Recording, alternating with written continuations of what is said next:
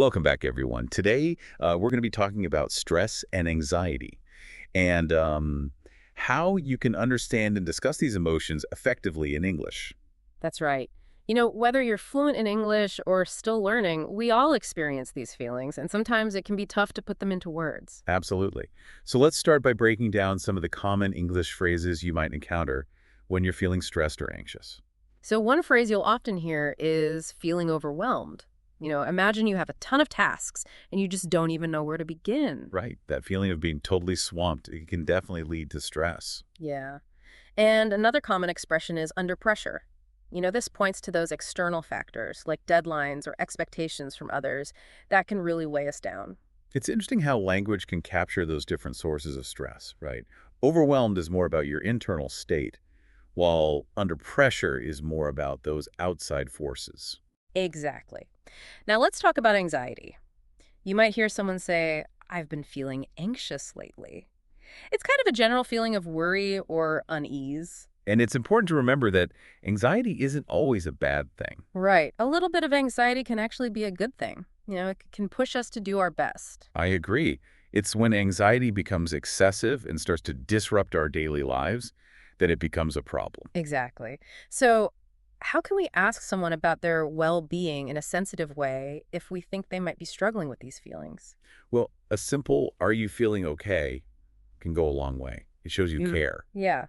And if you sense that someone might be dealing with something more serious, you could say, You seem stressed. Is there anything you want to talk about? It gives them the space to open up if they feel comfortable. Those are great starting points. But what about when we want to offer support to someone who is feeling stressed or anxious? What are some phrases that can convey empathy and understanding? Well, we often hear the classic advice to take a deep breath. And it might sound cliche, but honestly, focusing on our breath can really help to calm those racing thoughts. Right. And sometimes suggesting a change of scenery can help. Like, why don't you go for a walk to clear your head? Yeah, combining physical activity with getting out in nature can be really powerful for relieving stress. Sometimes the most helpful thing is just to remind someone to be kind to themselves. Like, don't be too hard on yourself. Absolutely. Those words can mean a lot when you're struggling. Now, let's put some of these phrases into practice. Imagine you're a student who's feeling totally overwhelmed with schoolwork, and I'm your friend offering support. Okay, I'm ready. Hey, you look a bit stressed. Is everything all right? Not really. I have so much schoolwork and I feel completely overwhelmed. I just don't know where to start. I understand. It can be tough to juggle everything. Have you tried breaking down your assignments into smaller, more manageable chunks? I haven't, but that might help. It could. And remember, don't be too hard on yourself. Just focus on taking it one step at a time. Thanks. I appreciate the advice. Anytime. Now let's dive into some real-life situations where stress and anxiety often pop up. And public speaking is definitely a big one. A lot of people get really nervous about speaking in front of a crowd. Oh, definitely. Even the most confident people can experience nerves. It's totally normal. And when you're learning English, that anxiety can be even more intense. You might worry about making grammatical errors or not being able to find the right words. Absolutely. Imagine the pressure of giving a presentation in a language that's not your first language. It can be really daunting. So what are some phrases someone might use if they're feeling anxious about public speaking in English? Well, they might say something like, I get really anxious before speaking in public, or I'm afraid I'll forget what to say. That fear of going blank is pretty common. Yeah, I think most people can relate to that. So how can we reframe those negative thoughts into something more positive and empowering? Instead of saying, I'm going to mess this up, try saying something like, I'm going to take a deep breath and do my best. It's all about shifting from a mindset of fear to a mindset of courage and self-belief. Exactly. Let's do another role play to practice this. So imagine you're about to give a presentation in English, and I'm your colleague, and I'm offering some encouragement. Okay, sounds good. Let's do it. Hey, good luck with your presentation. I saw you're up next. You got this. Thanks, but I'm a little nervous, to be honest. I get it. Presentations can be nerve-wracking, but hey, you've prepared so well. I'm sure you'll do great. I'm just worried I'm going to forget everything I wanted to say. Just try to take a deep breath and focus on connecting with your audience. You've got this. Thanks for the pep talk. I appreciate it. You're welcome. Now let's move on to another common source of stress, the workplace. Oh yeah, work can be a major stressor, for sure. Especially with those tight deadlines, the constant pressure to perform, and those never-ending to-do lists. What are some phrases people use to describe feeling stressed out at work? You might hear people say things like, I'm feeling snowed under at work, or I'm drowning in deadlines. Yeah, those phrases really capture that feeling of being overwhelmed and overloaded. Yeah. And when that stress becomes chronic, it can lead to burnout. It's true. Burnout is a real problem, and it can have a serious impact on our well-being. It's crucial to recognize the signs early on and take steps to prevent it. Absolutely. So what are some tips for managing workplace stress? What can people do to prevent burnout? Well, learning to set boundaries is really important. You have to learn to say no sometimes, even when you feel pressure to take on more and more. That's easier said than done. It can be really hard to say no, especially when you want to be helpful and a team player. I know. But saying no can be an act of self-care. It's about protecting your time and your energy. That makes sense. And taking regular breaks throughout the day is important too, right? Absolutely. Even a 5-minute walk can make a world of difference. It really can. And sometimes just talking to someone about how you're feeling can help a lot, whether it's a coworker you trust, a friend, or even a therapist. Right.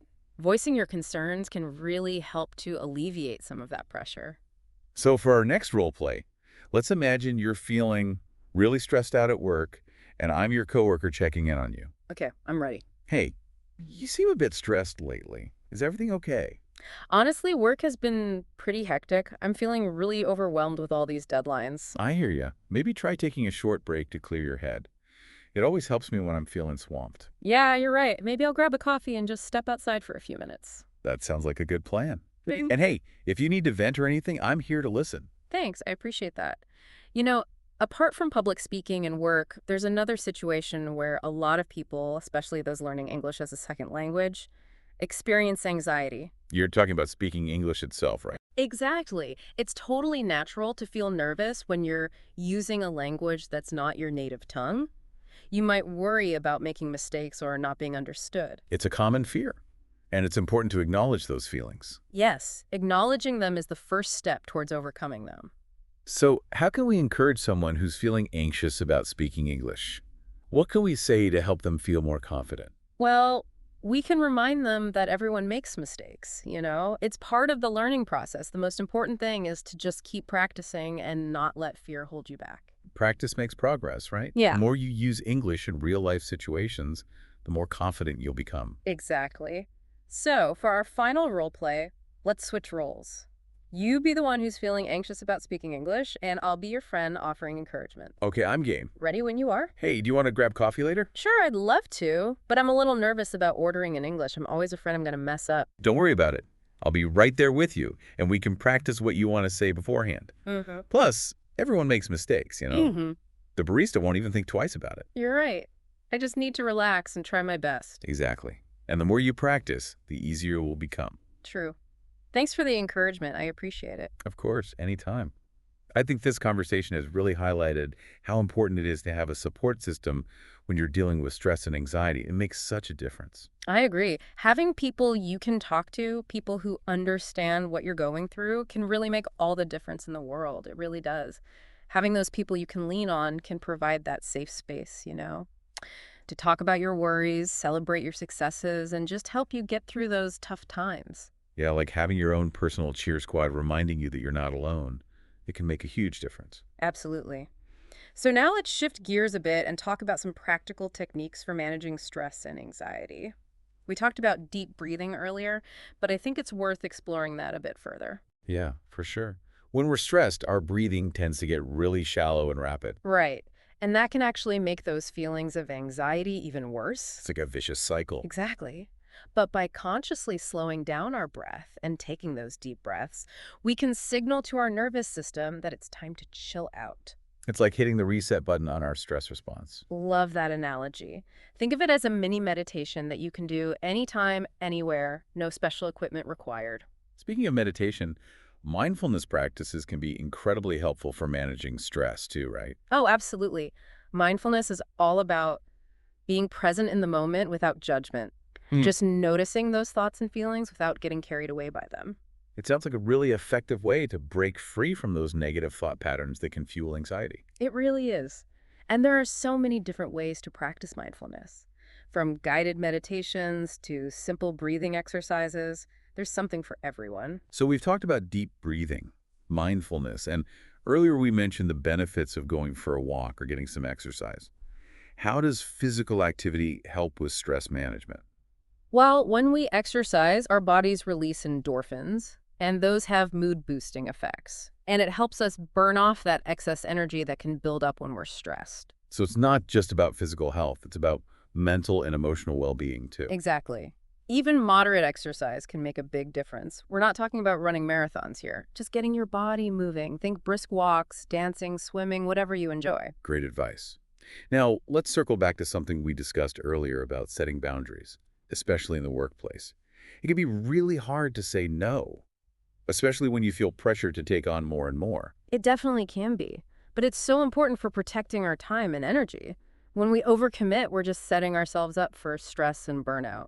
So how can we get better at saying no without feeling guilty or worrying about letting people down? Well, I think it starts with recognizing your limits. What are your priorities? And what can you realistically handle?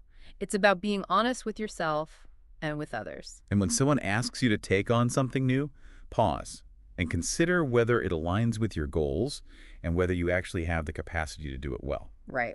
And if it doesn't, practice saying no gracefully but firmly. You can say something like, "Thank you for offering, but I'm already at capacity right now."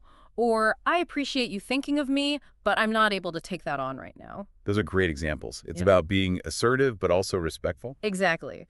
Now, I want to touch on something we mentioned earlier about seeking professional help. There's still a lot of stigma around mental health, and it can be tough to reach out for support. It's true. But seeking professional help is a sign of strength, not weakness. Absolutely. It shows that you're prioritizing your well-being and taking proactive steps to manage your mental health. What are some signs that it might be time to seek professional help? What should people be looking out for? Well, if you're feeling constantly overwhelmed or anxious, or if stress is interfering with your daily life, it's definitely a good idea to reach out. You don't have to suffer in silence. And there are so many different types of professionals who can help. Therapists, counselors, psychiatrists, psychologists. It's about finding the right fit for you, someone you feel comfortable talking to. Right, someone who can provide the specific type of support you need. As we wrap up this conversation about managing stress and anxiety, I think it's important to remember that this is an ongoing journey. Yeah, it's not about reaching some magical destination where you never feel stressed or anxious again. It's a process. There'll be good days and bad days, ups and downs. That's just life. And that's okay. It's about learning to navigate those challenges and developing healthy coping mechanisms. And it's okay to not have all the answers. It's okay to ask for help. And it's okay to take things one day at a time. Absolutely. Self-compassion is so important. Be kind to yourself. Now, let's recap some of the key takeaways from our conversation today. We've learned a bunch of English phrases for expressing and discussing stress and anxiety. Right. We talked about feeling overwhelmed, being under pressure, feeling snowed under, drowning in deadlines. We also explored a bunch of practical techniques for managing these emotions: deep breathing, mindfulness practices, exercise, setting boundaries, and seeking professional support when you need it. And we talked about the importance of self-care and having a good support system. Now, I want to leave you with a few questions to think about. What are some of the main things that trigger stress in your life? Can you describe those triggers using the English phrases we've talked about today? What are some of the ways you currently cope with stress and anxiety? Are there any new strategies from this episode that you want to try out? And finally, can you imagine yourself using these new English phrases in a conversation with a friend, either to offer support or to ask for help for yourself? We encourage you to keep exploring these topics, keep practicing, and keep building your resilience. Wow, we've covered a lot of ground today. It's been really interesting to explore all the different aspects of stress and anxiety and how they show up in our lives. It's amazing, isn't it? These emotions are something we all experience, but the ways we deal with them can be so different. And that's where language comes in, right? It gives us the words to talk about those experiences and to connect with others who might be going through similar things. Exactly. The more we can expand our vocabulary and practice using these phrases, the more we can create these open and honest conversations about mental health. And those conversations can be so powerful. They can help us feel less alone, more understood, and more capable of taking charge of our well-being. Yeah. Sometimes just putting our feelings into words can be a huge step towards feeling better and growing as a person. Before we wrap up, I want to circle back to the idea of self-compassion, I think it's so important, especially when we're dealing with stress and anxiety. Oh, for sure. It's so easy to be hard on ourselves, especially when we're feeling stressed or anxious. But we have to remember that we're all human. We all make mistakes. We all have moments where we feel weak or vulnerable. And that's okay. It really is. It's those imperfections that make us who we are. And instead of beating ourselves up, we can choose to treat ourselves with kindness and understanding. So as you navigate all the ups and downs of life, remember to be patient with yourself. Celebrate those small victories, learn from the setbacks, and remember that you are stronger than you think. That's a great message to end on. Thanks for joining us for this deep dive into stress and anxiety. We hope you found it valuable. And keep practicing those English phrases. Keep those conversations going. And most importantly, keep taking care of yourselves.